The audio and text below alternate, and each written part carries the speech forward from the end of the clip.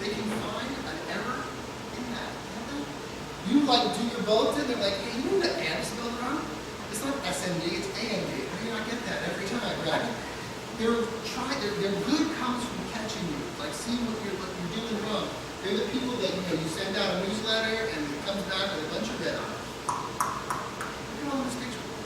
Got you good. The last kind, there's the greater good.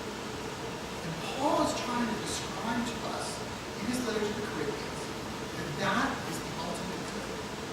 And where does that ultimate good come from? He says simply, love God. So when you're looking at one another, he says it shouldn't be competitive. There shouldn't be you against me, or this thing against that thing, or what's better. It's something about is the good, is the positive, is the important coming from God. And it's coming from God, it is that good. And if it's not, he invites us to be self-reflective about it. Are we doing this to look good? Are we doing this to got you good? Are we doing this? Now in Deuteronomy, which is the book of laws, we learned about that, right? It's in the Torah. And Moses, or it's recorded that Moses is saying, that we have these prophets out there. And there's lots of prophets. And I'll tell you what, people like to watch the Super Bowl. They really like to watch the commercials. Don't they? Because we want to see what's going on, right? I remember when I was younger, right, those frogs, Budweiser, you're like, oh my gosh, it took me 6 times to watch the commercial before I figured out what those frogs were saying. Holy smoke. We had the leather helmets when I was a kid.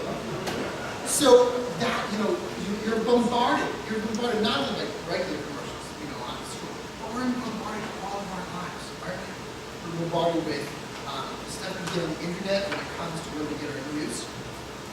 We are bombarded with information from the television about what's going on, the newspaper, music that it's all in black and white, and you turn it, it's got like a weird paper. Yeah, okay. So there are different news outlets, there are information outlets, but we get bombarded. We also get bombarded from one another, right? We send text messages, emails, phone calls, and sometimes the stuff comes and it really hurts us. We feel guilty. We feel ashamed. We feel hurt because of the messages. And so what Moses is saying is there's a lot of people who are going to bombard you with a lot of information. And he asks, how do you know whether that's good information or not good information? How do you know it's a true prophet, or how do you know that it's an untrue prophet, or something that can hurt you? And so he says it's really very simple. Does the message serve the messenger, or does the message serve God? And so when we get all kinds of messages when people talk to us, because sometimes someone will say, I really love you, but then all their words are hurtful. They say that they care about you, and then all their words are like, I want to change you because, I love you, that's why I want you to learn different verbs. I love you, and that's why I want you to do something different. If that's serving them, then that's false prophetic.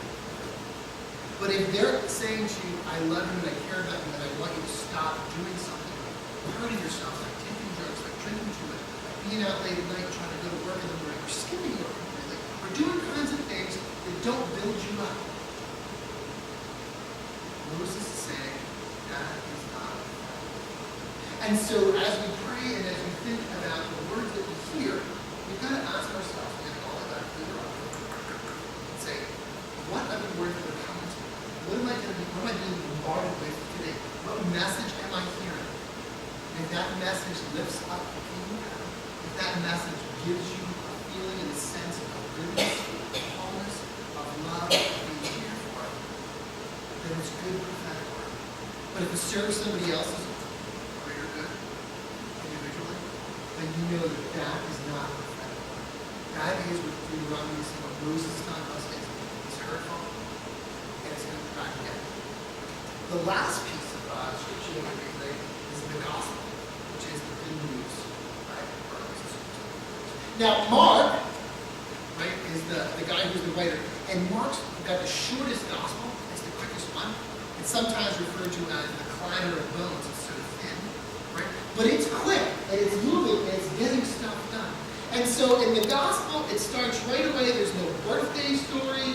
There's no coming out story. It goes right to the good work of Jesus. He goes, he gets baptized, and he's out there. But one of the things he does in being out and stuff like that, Jesus, is that he is kind of starting trouble, trying to get things going, and kind of saying a lot of stuff. In this instance, that we read, he's at the synagogue on Saturday, and he's preaching and he's talking, and then someone gets up and they've got a demon. Now we think to ourselves, how old-fashioned? Who has demons? Like, I have a demon? Like, what's it look like? We think like dragons popping out of our mouth or something like that. Ooh, like something out of aliens or something.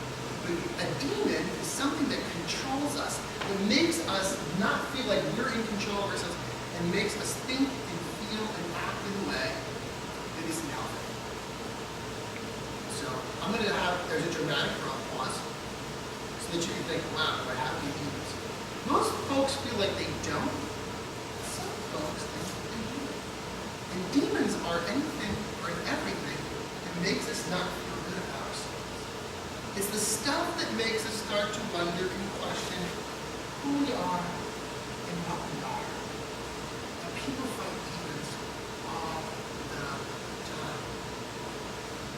They fight demons in their personal lives and their relationships. A demon is something that tells you that you have no value unless you are with this other person. A demon is something that tells you that you have no value unless you take or eat or do this thing.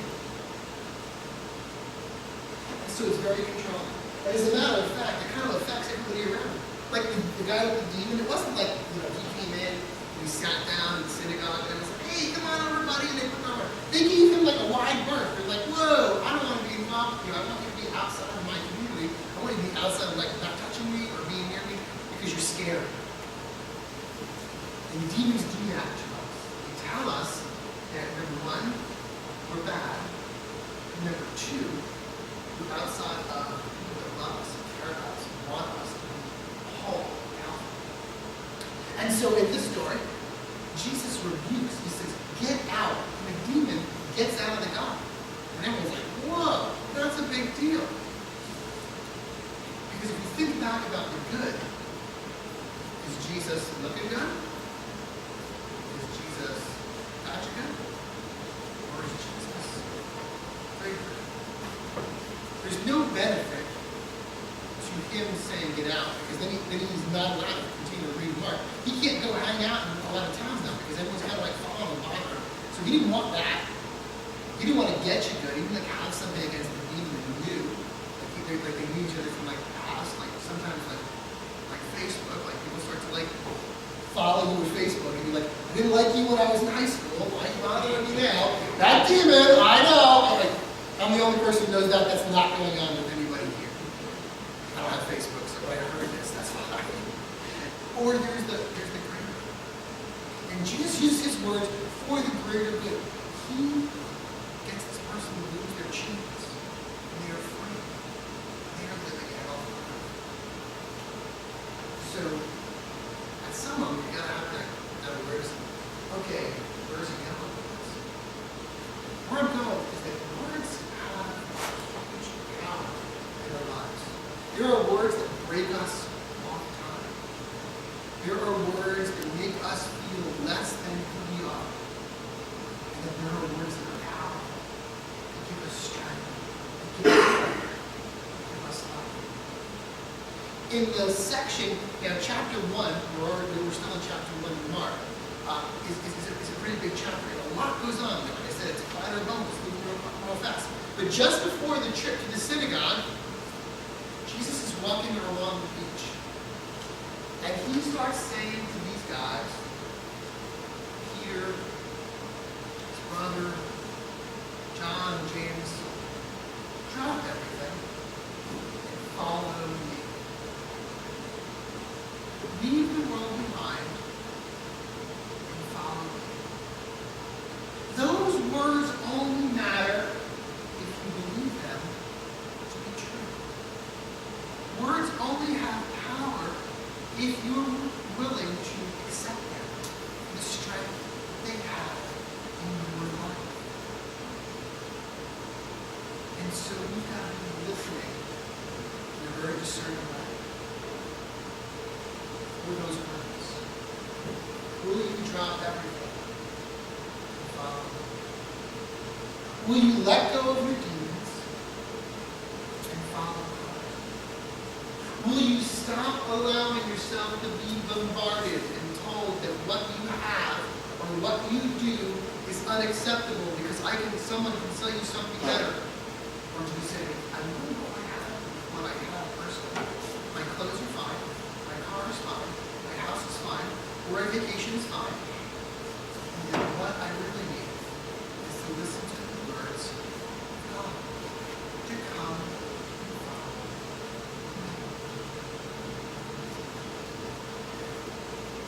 That is the message of this, because we get beaten down so much by words. We get this sense that we're crushed, and hurt, and unable to lift up. And yet all the words that Jesus gives, there's nothing about, I'm stronger, I'm smarter. He never says that.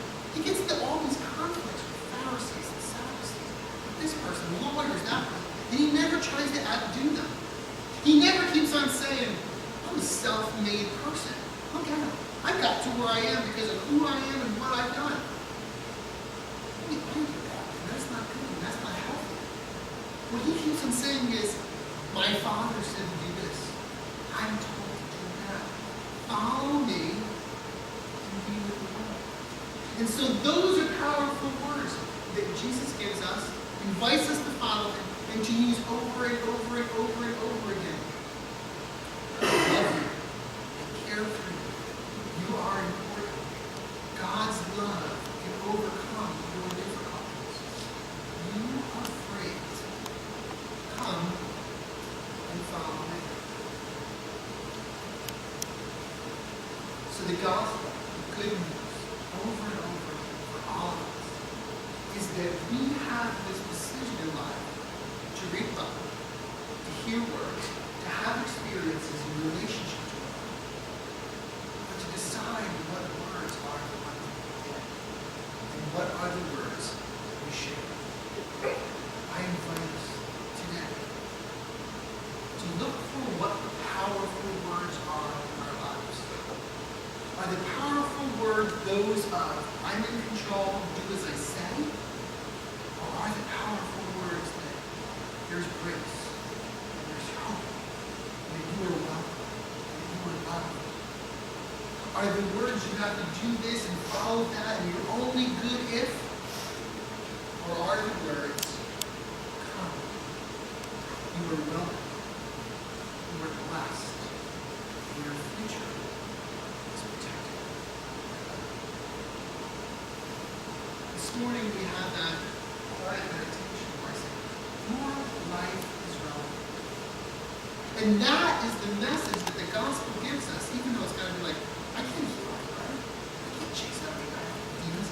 Yes, you can. Your life is relevant.